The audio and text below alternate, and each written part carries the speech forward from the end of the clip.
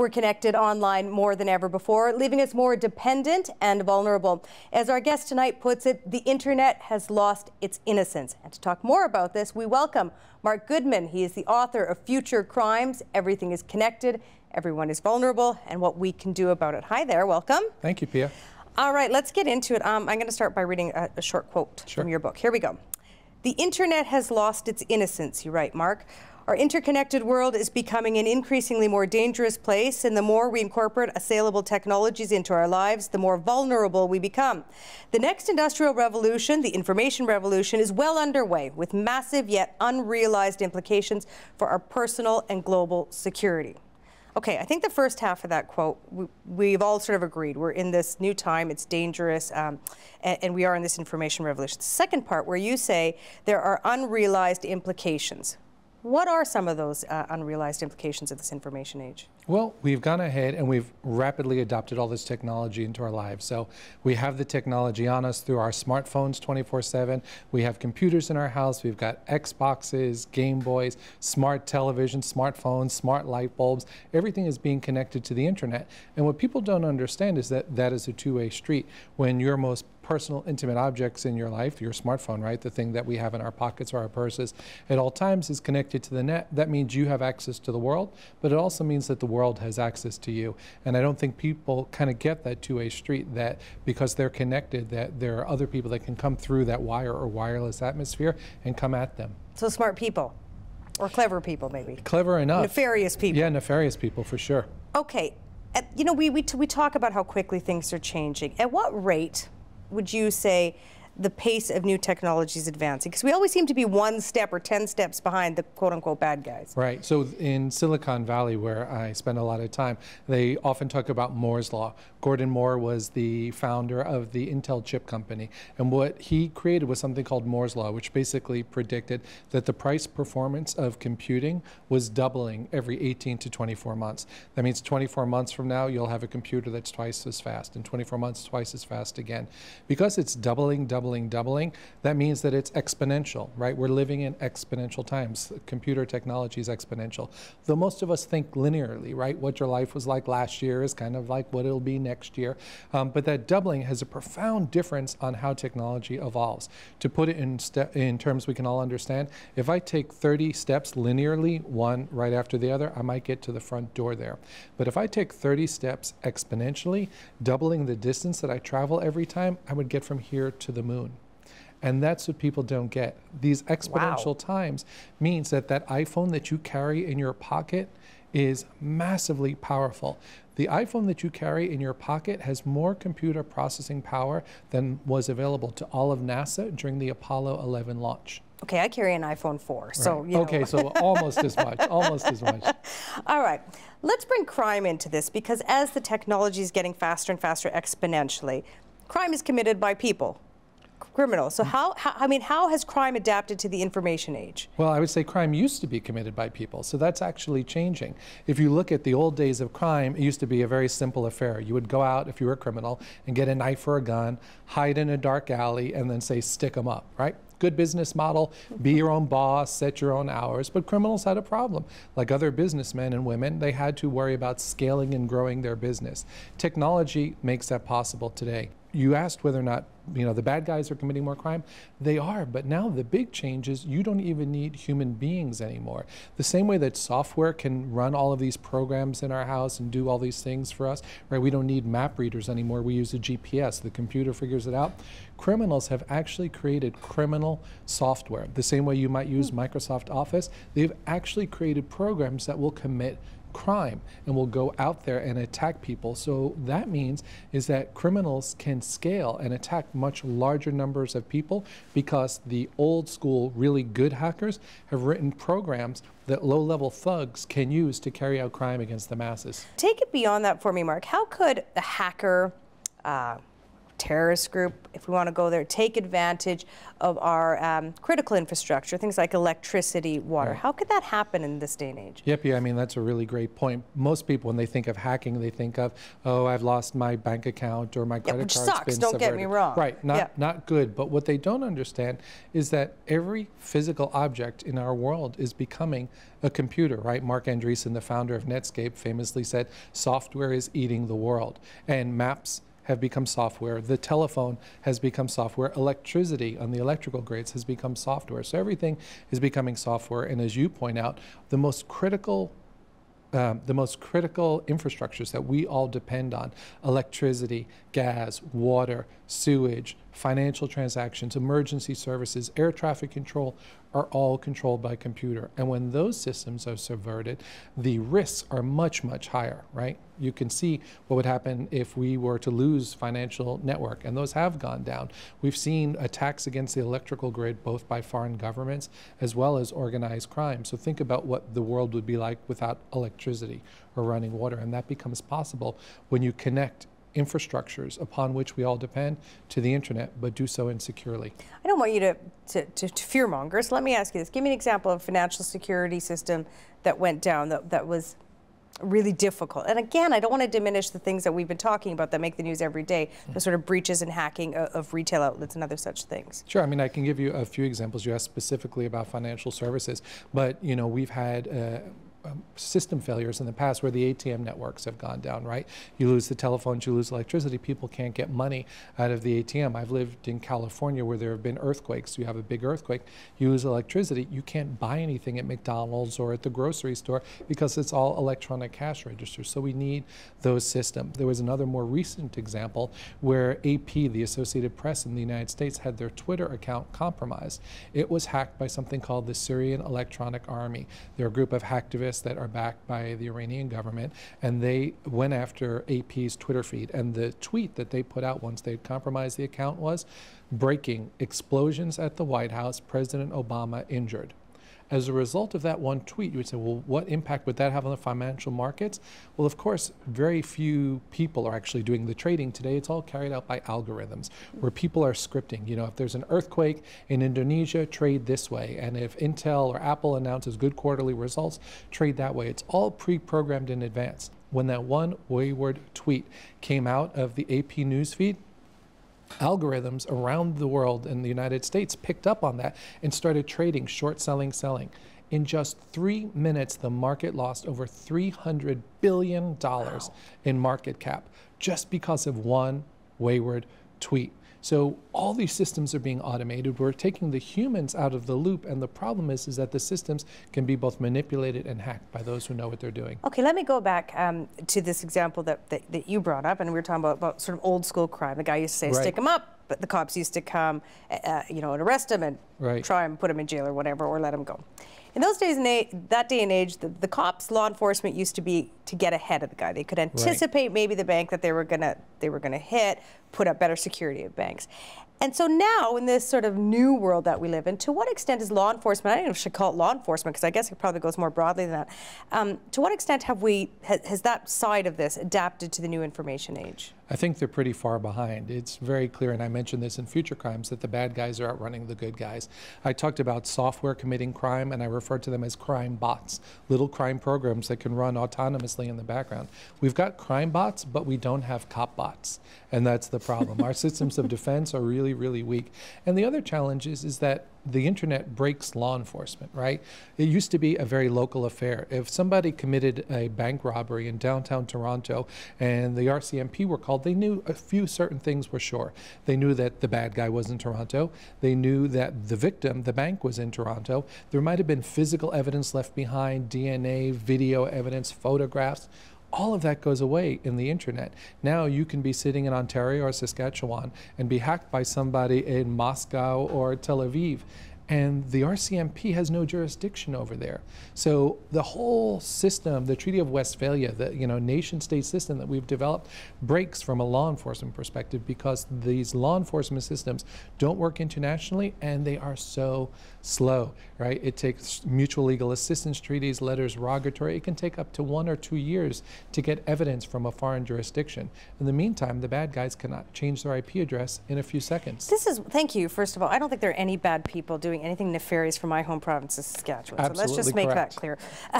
But we keep saying, this has sort of become a trope, that the bad guys are 2 steps ahead of law enforcement and governments and other things. We know that. Why don't we get ahead of them? Like, what's sort of holding us back?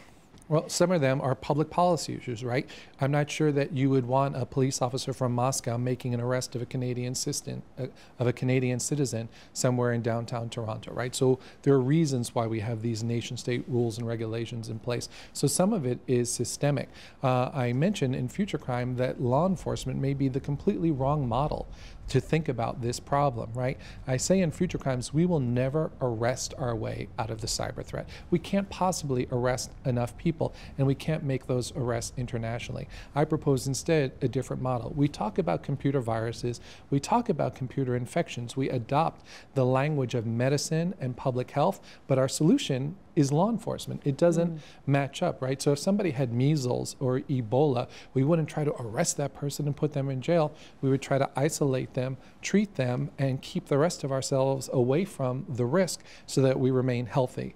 I think a public health model, an epidemiological model, is a much better way to think about these threats. And I call for not just a global law enforcement organization, but a World Health Organization for cyber, where we can adopt some of that and create self-healing systems and have sort of a public health epidemiological response to the problem.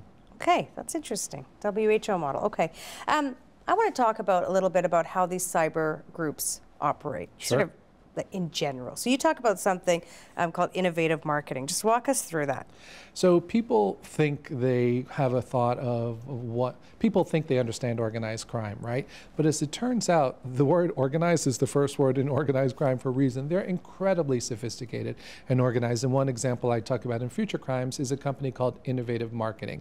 It was in Kiev, and they had a popular product. And that product was an antivirus software. So if you were on the internet using your computer, you'd get a pop-up on your window that said, you've been infected.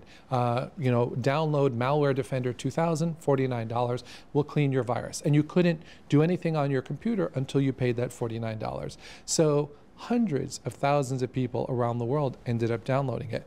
What they didn't realize is that they never had a virus in the first place. In fact, their browser was tricked, their computer was locked up, but there was no official virus until they clicked the button, downloaded the software, and what they were downloading was crimeware, a piece of software that actually did create those backdoors. And worse, they had just given their credit card to organized crime groups. So this operation ran for 3 years and eventually was dismantled by Interpol and the FBI. And what they found out is, because it ran like a legitimate business, Innovative Marketing actually issued receipts to their customers.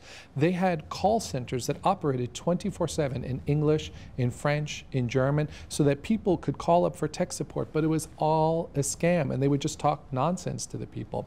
When the FBI added up the total number of receipts that had been issued in those 3 years, it added up to over $500 million.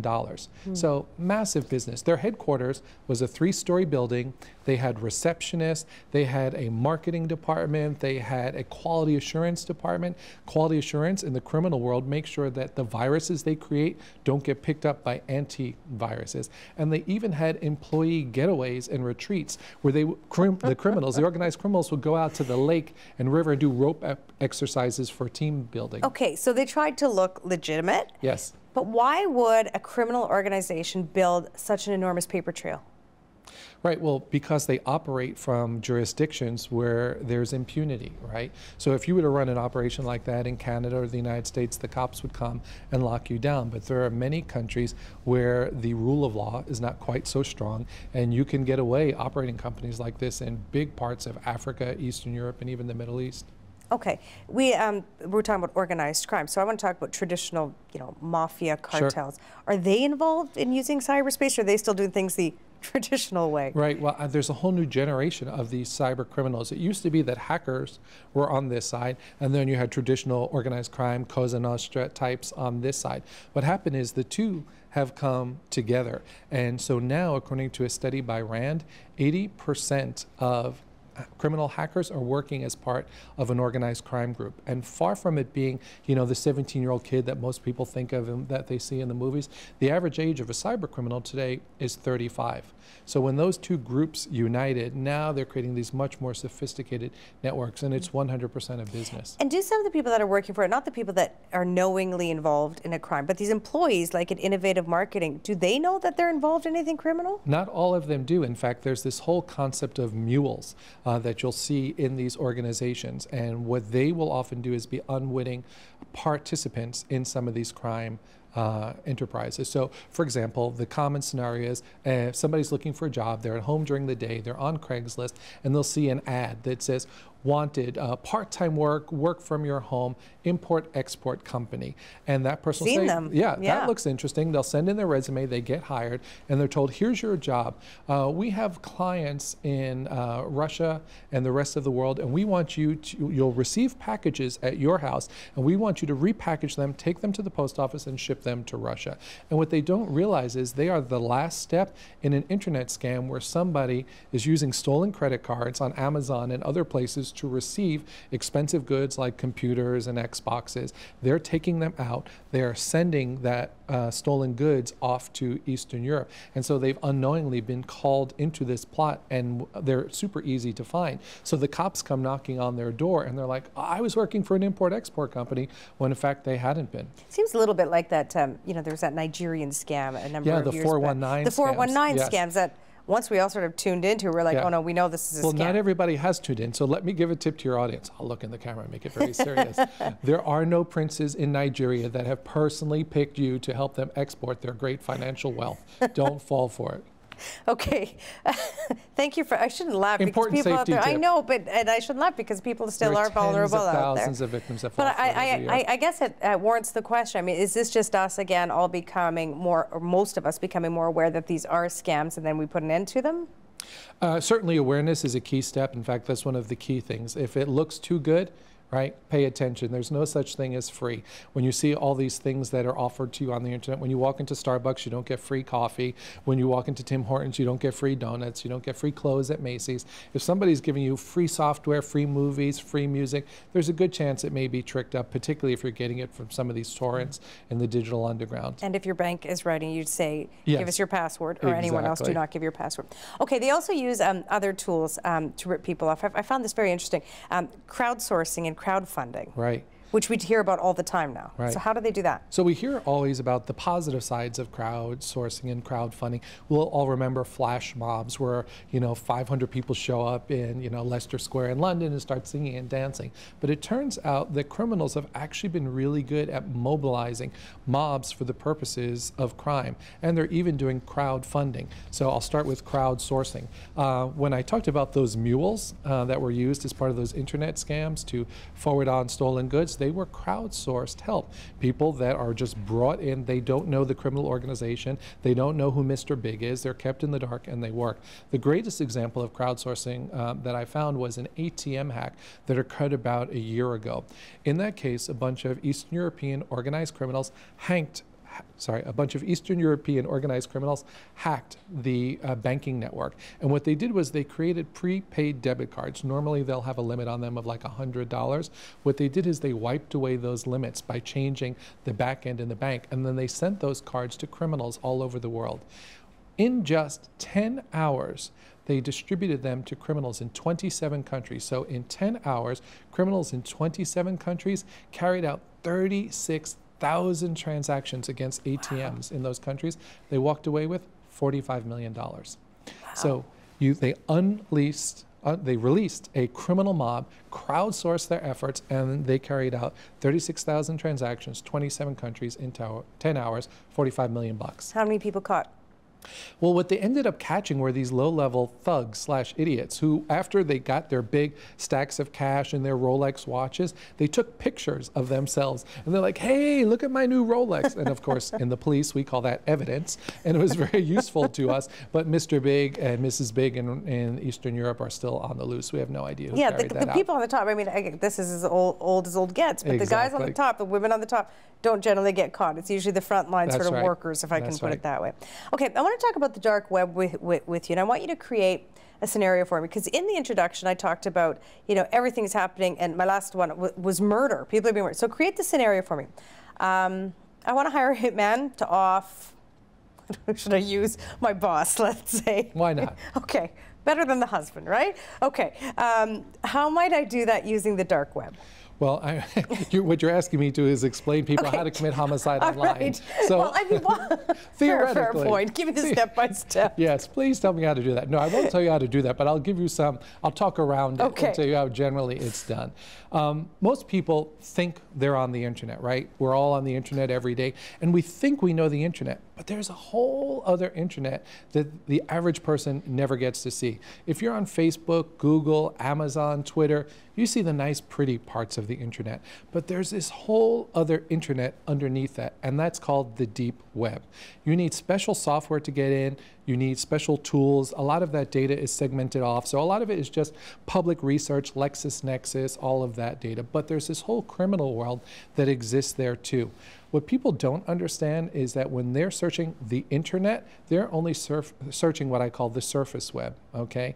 But there's this other web underneath, which is 500 times larger. The surface web, according to a study in Nature, is about 19 terabytes, but the deep web is 7,500 terabytes. And in there, from the crime perspective, you can find anything that you want. Normally, it's accessed via special software known as Tor, which stands for the Onion Router. It's software that you can download. There's lots of legitimate reasons for it. We were talking about the Middle East earlier. The software Tor was actually created by the US government and given out to human rights activists around the world so that they could bypass national firewalls and get access, free access to information. But of course, like any good tool, the criminals were right there to exploit it. And now within this big deep web, they've created the dark web. And within this dark web, you can get anything you want. It's kind of like Dante's 9 circles of hell there. So if you want stolen credit cards, stolen passports, drugs, weapons, AK-47s, explosives, and even to hire a hitman, it's all possible in the deep and dark web. Can I ask you a question? You see the deep web, the dark I have. web. Okay.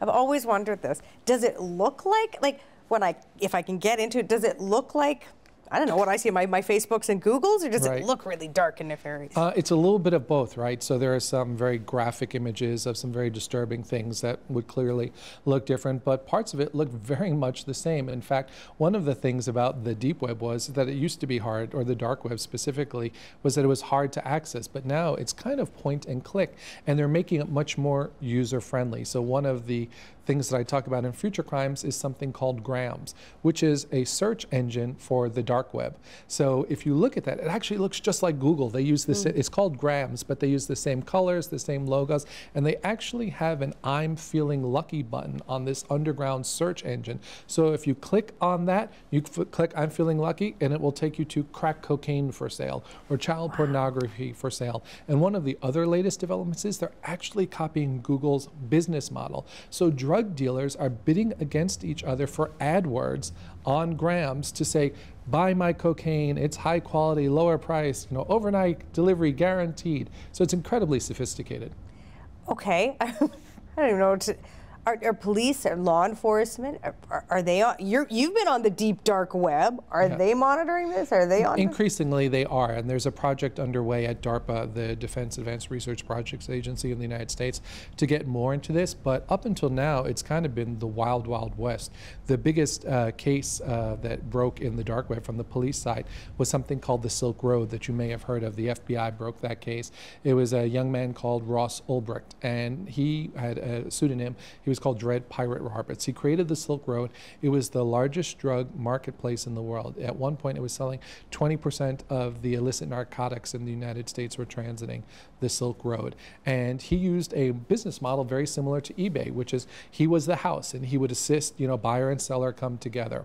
According to the filing against Ross Ulbricht, his Silk Road in 2.5 years did $1.2 billion worth of business. 1.2. So he's a 28-year-old kid. Launches this. Very nice kid. He was an Eagle Scout. He went to the University of Texas, got a master's degree at Carnegie Mellon. Looked like any nice young kid, but his business was this. And I could say that now because he's been convicted. Because he used the eBay business model, he took a cut off of every transaction, and he kept an Excel spreadsheet on his laptop that was called Silk Road Net Worth. And according to his own numbers, he pulled in personally $110 million in just 2.5 years. Wow. Okay, we have to round out our conversation for tonight, but I want to end by asking you this. You said you made this call for sort of this public health model to actually deal with this problem. And I'm just wondering, for the average viewer at home, for myself, when are we going to catch up? I mean, I'm not asking you to give a date, but if that's the model that you're calling for, and we seem to be so far behind the bad guys, when are we going to do this right? It's not clear that we are going to do this right, and that's one of the things that concerns me that I write about in Future Crimes. I lay out in the last several chapters a bunch of steps that we need to take, starting with much better, more secure software, right? That's where it all breaks. At Facebook, the model is just ship the software, just ship it, and they end up shipping code, of course, it's got lots of bugs. It's those bugs that the bad guys use to break into your system. We need to lock that down. There needs to be consequences for them shipping unsafe products, right? If your Ford crashed every kilometer or every mile because of poor software, you wouldn't tolerate that and people would sue Ford. And yet online we sign these terms and conditions that we agree to that absolve them of any responsibility. So I think we need that. We need more encryption, and there are much bigger things that we can do, but I don't foresee a time, unless things change radically, where we're really seeing people getting serious about taking these steps. Help TVO create a better world through the power of learning. Visit supporttvo.org and make a tax-deductible donation today.